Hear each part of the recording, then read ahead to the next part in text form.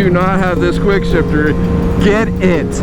Welcome back to the channel, BrosefRides. Today we're going to install the factory Honda quick shifter. Let's jump right into it. First thing is first, take off your rear seat or rear cowl. I'm using a 10mm ratchet.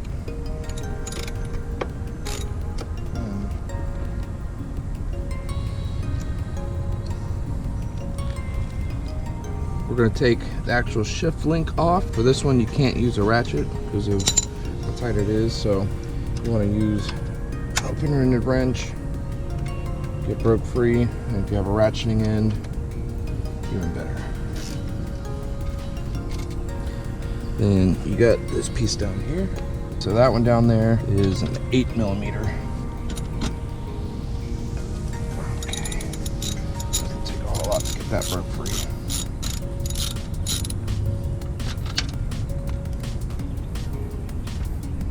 Okay, so that's now off.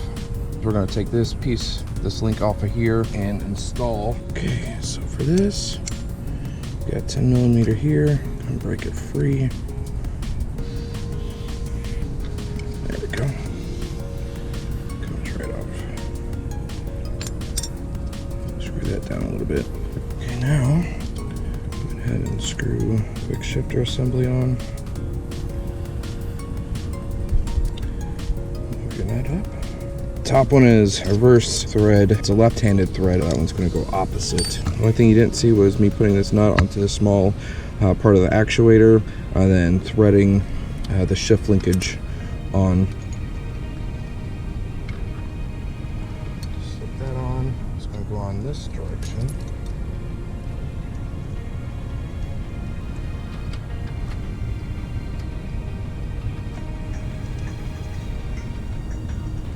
See these two dots? Those are center punch mark. The manual says make sure to get this slit through the center.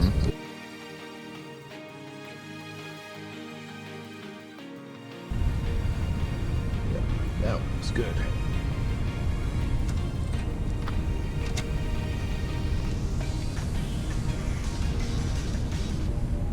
You want no slack on either end. As close to it as you can get anyways. That's hanging free.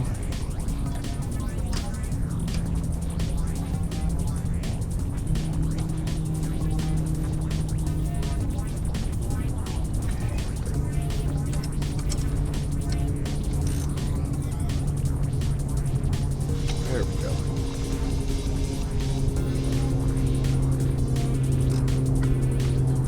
Now, once this put a bracket right there, this one is the 8mm bolt that comes with the kit. Okay, go ahead and install that. To remove the side covers, you're going to need a 3mm Allen wrench.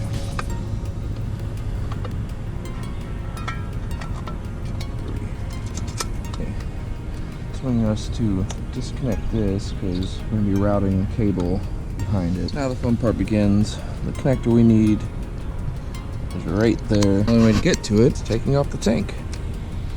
That's a 5mm. And we've got a couple push locks here.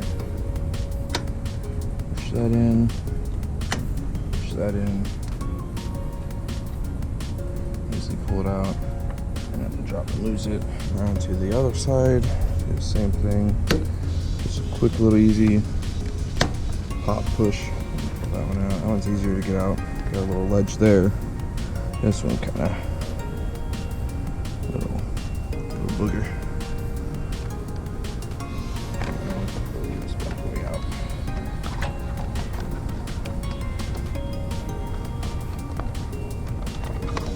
Go a little bit. All right, so now you got to remove this 10mm bolt and that 10mm bolt. So there's a rubber washer there, a rubber grommet, but a metal washer with this. Make sure you pull that out.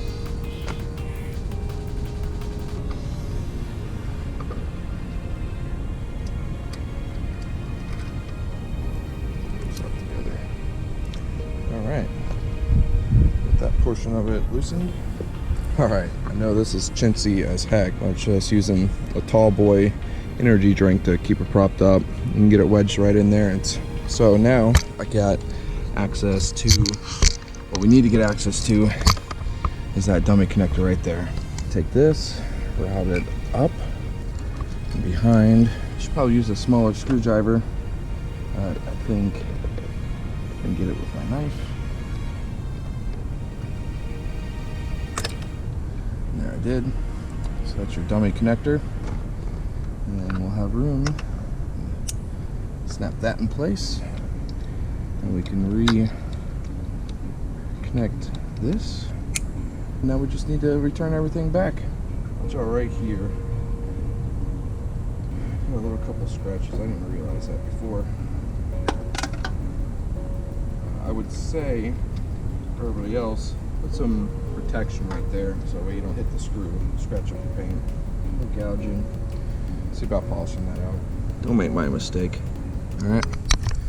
Anywho, let's go ahead and get these bolts put back in. Build the tank a little bit. Going back and forth. So you also get a little bit longer extension than just a 2-inch shorty. Alright.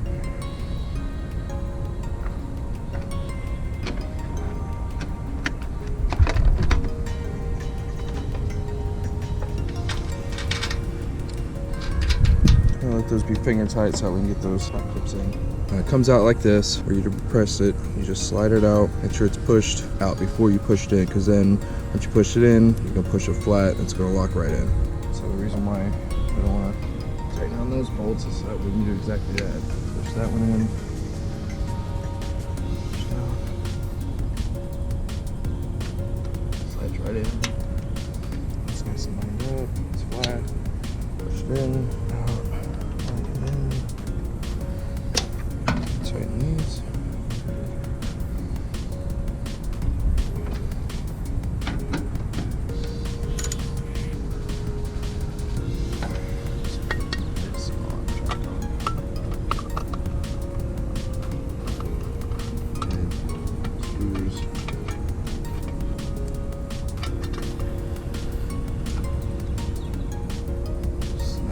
We'll reconnect the negative battery terminal.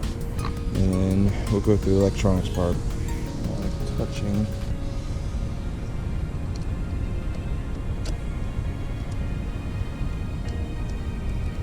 Just don't like touching it. Okay, nice and tight. So do the softer part of it. You're going to want to pull this out, this down. Take this rubber off. And you're going to need this little tool. This is what service guys use to get into the service mode. And slide that on. And what you gotta do is put your key in the ignition to get the ECU to recognize the quick shifter. It says it wants this on the turn in but not on. And switch this over to on. Then hold the mode and select up or select down. Okay, we see QS off, which is quick shifter off. Press down, quick shifter on, and select mode. It says in, yes. Shift the transmission to the neutral position and do not touch the pedal. Okay, so we're in neutral, which means in neutral, yep. That. Do not just pedal, start the engine and let it idle. Do not operate the throttle.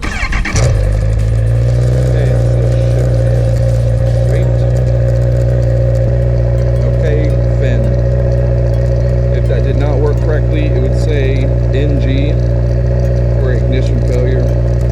Turn the ignition switch off and remove the SCS shortcut connector. This, so we'll pull the tab, slides right off. Slide this back on. Make sure it's all the way on. It's on. Put the rubber protective coating. push it back where it came from. Your seat on. Make sure you have your lip going under the holder. These rubber slots. Snug. Snug. These brackets hinge. There we go. Quick shifter install is complete. Alright, so I'm really looking forward to this. Honda says that as long as it is above like 1500 RPM, it should shift just fine.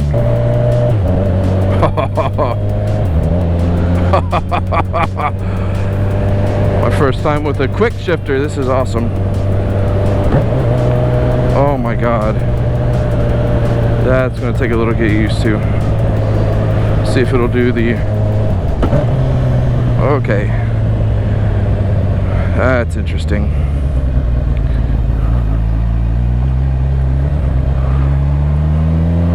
Put it on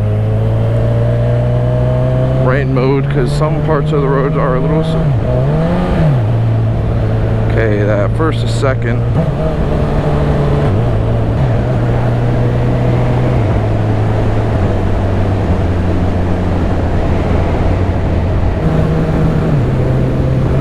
Incredible. Really smooth around there. That was awesome. Okay, wow, that's really smooth. That's really smooth at that point. Let it eat a little bit. It will be rain mode, so it won't be as powerful as normal, but you'll get the gist of it.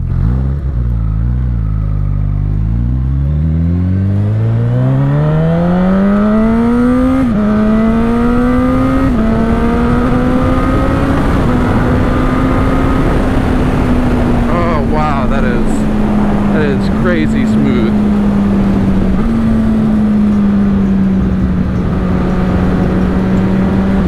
If you do not have this quick shifter, get it. This is so sweet. I mean, just incredible. Just incredible.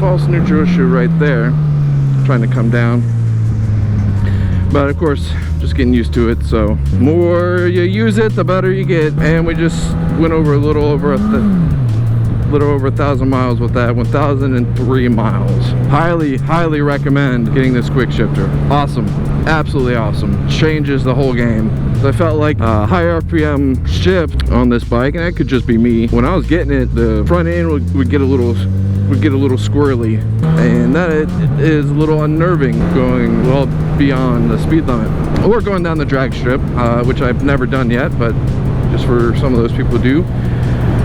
That was super smooth going through the gears. No front end lightness, no wobble. It just felt really good. All right, I don't want to get caught out in the rain, so I'm going to take it home,